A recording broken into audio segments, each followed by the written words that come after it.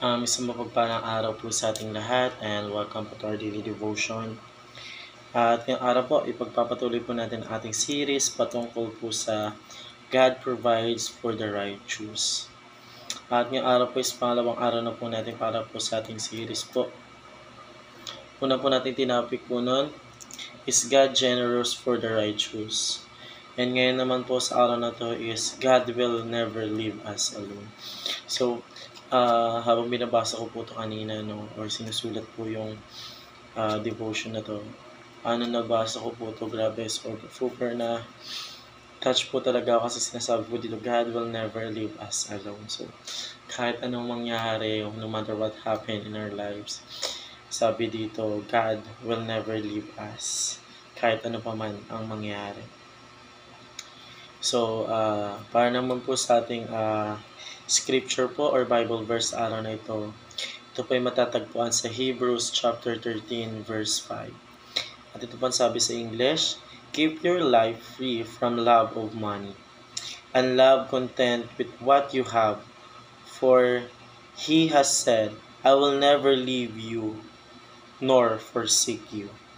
At ito naman po sabi sa Tagalog po, umiwas kayo sa pag-ibig sa salapi at kayo'y masiyahan na kung anong mayroon kayo, sapagkat sinabi niya, sa anumang paraan na hindi kita iiwan o pababayaan man. So, napakaganda pong kasabihan po, sinasabi po dito.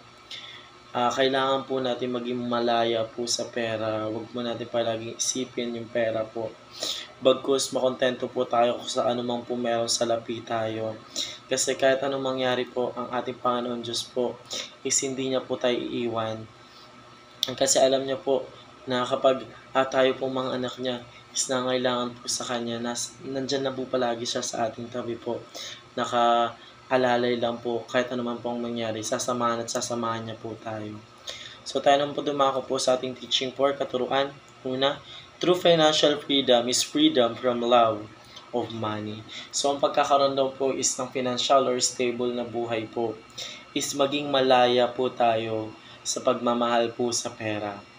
Maging malaya po tayo sa attitude na po yun. Kasi kapag puro pera lang po yung iniisip natin, we always counting in our future that to make a huge money. But God said, let us freedom for money. So, maging malaya po tayo sa pag-iisip na pera, maging makontento na po tayo kahit anong meron sa lapi po tayo. Basta ang mas mahalaga po is ang magkaroon po tayo ng mas malalim na relationship sa ating Panginoon Diyos. Kasi at the end po, ang ating Panginoon Diyos pa rin po ang ating kasama kahit ano pa man po ang mangyari, kahit wala na po tayong pera. Iniwan man po tayo ng pera, pero yung ating Panginoon Diyos po, hindi niya po tayo iwan.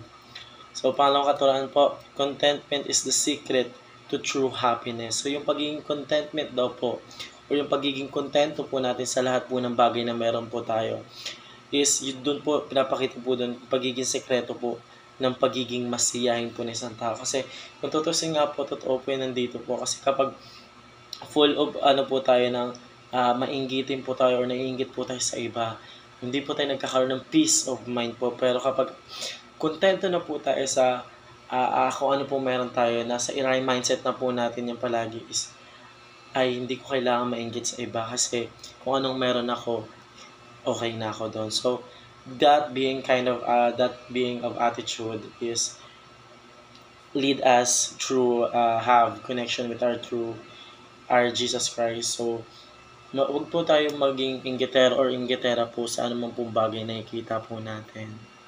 So, pangatlong katuruan po, God promised to never leave you nor forsake you. So, napakaganda po dito, no? Kasi, pinangako po ng ating Panginoon Diyos na hindi niya po tayo iwan kahit anuman pong mangyari.